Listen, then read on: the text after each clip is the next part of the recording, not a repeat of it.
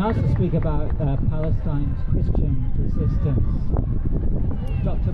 Isaac, in his now famous sermon at Christmas 2023 called Christ in the Rubble, even quoted in the United Nations, Gaza today has become the moral compass of the world. I'll say that again.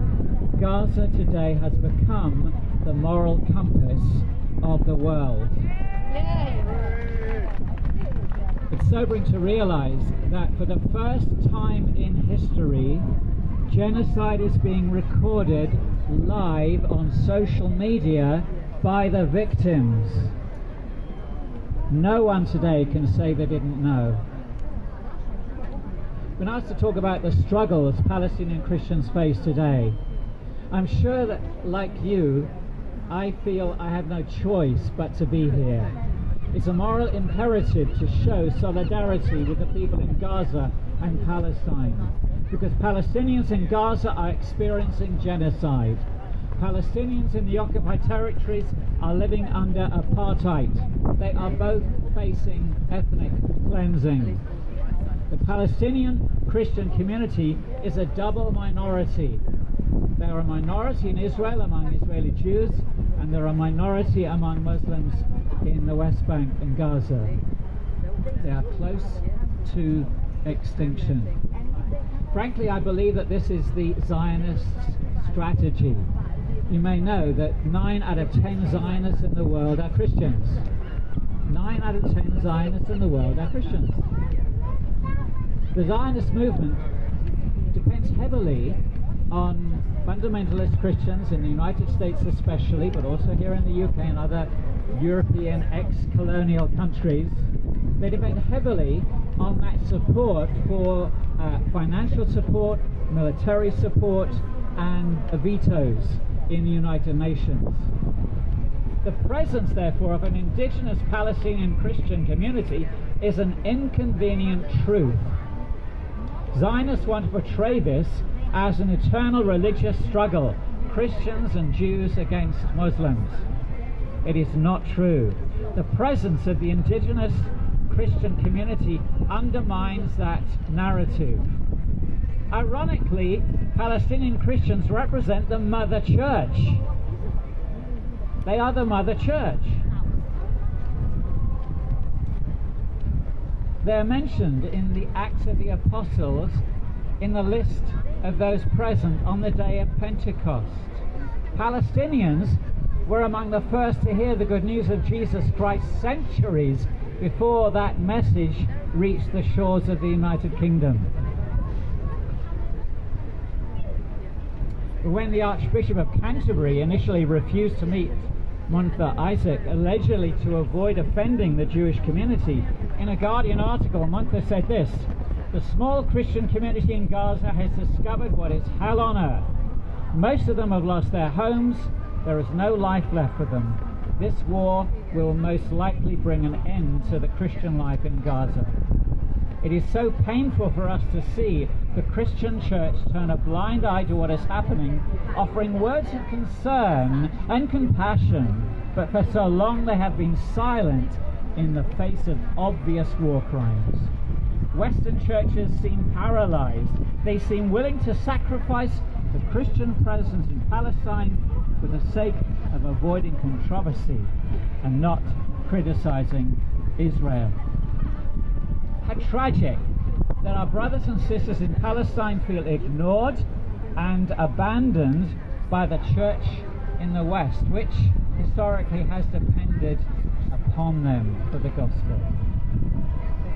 They demand justice, only justice, because peace without justice is appeasement. Now, what is the role of faith in justice? Our faith, understanding of God's will for our purposes, determines how we understand justice, how we perceive injustice. As followers of Jesus Christ, by stark contrast to Zionists, our struggle for justice requires the repudiation of violence as a means of resolving injustice. On Good Friday, Jesus expressly repudiated the idea, as a king, that his followers should fight for him. That's why in the Sermon on the Mount he promised his followers blessing when they struggle and suffer against opposition in order to follow him. This is our jihad. Jihad means struggle or holy war in English. In the New Testament, the word is used to describe the struggle we face against evil. In the Christian scriptures, the enemy is never identified with people, but with evil forces at work in our world. Zionism is but one contemporary manifestation of that, and Christian Zionism, in my view, is a heresy. It's a prostitution of our faith. That's why I'm not only deeply ashamed of the church here in the UK for its silent complicity, but I'm angry with our church leaders who refuse to acknowledge, let alone condemn, Israel for imposing apartheid, perpetuating ethnic cleansing and genocide in Gaza. They will not even use these words in their pompous statements. There is an unhealthy and close, long-standing relationship between the leaders of the Church of England and the Board of Deputies of British Jews, who describe themselves unapologetically as a pro-Israeli lobby. I did some intensive study on the 4 statements which the Church of England has published since October 2023, right through to today. And the language used to describe Palestinians and the language used to describe Israel could not be more stark than it is.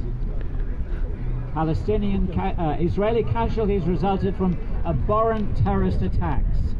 Palestinian casualties were the consequence of Israel exercising its right of defense. Hamas acted in violation of international law. Israel's actions were only inconsistent with international law. The most frequent term used is self-defense.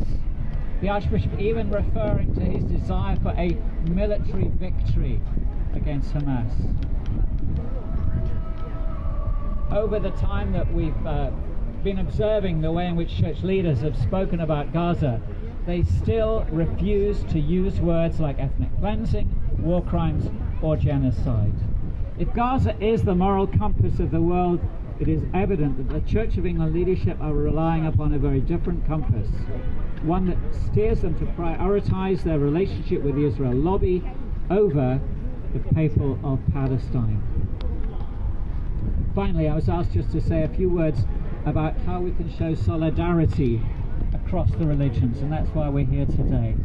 I commend the work of Sabeel and Kairos in particular, the work of Campaign, of the Convivencia Alliance, of ICAD. These are some of the organizations that bring Jews, Muslims and Christians together to seek justice for Palestine. I commend them to you. We must work together and not allow our enemies to divide us as people of faith. What can we do? We can do 2 things. We can pray, first and foremost, to the God of justice to bring an end to this evil and to punish war criminals and bring swift justice and lasting peace to Palestinians, free in their own land. But we must also act. If Gaza is the moral compass of our world today, what is that compass telling us our direction should be? If our leaders will not impose sanctions, we can boycott and divest from companies profiting from the genocide in Gaza and the West Bank. Boycotts and divestments are like 2 hands that work together. We can boycott the companies profiting from the occupation, servicing the occupation, and we can divest from them. We can withdraw our income, our savings, our investments.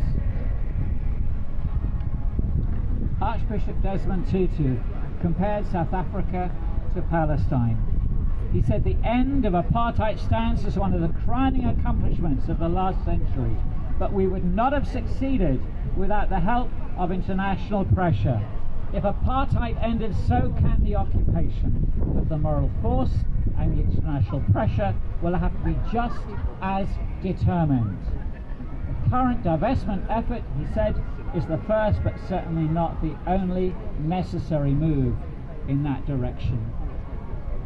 Palestine's Christians, along with their brothers and sisters within the Muslim community and anti-Zionist Jews, are resisting evil non-violently, sacrificing their possessions, their land, and in many cases their lives.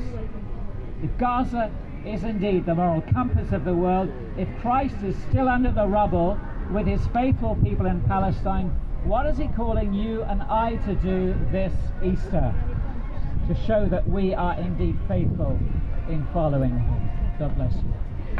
Woo!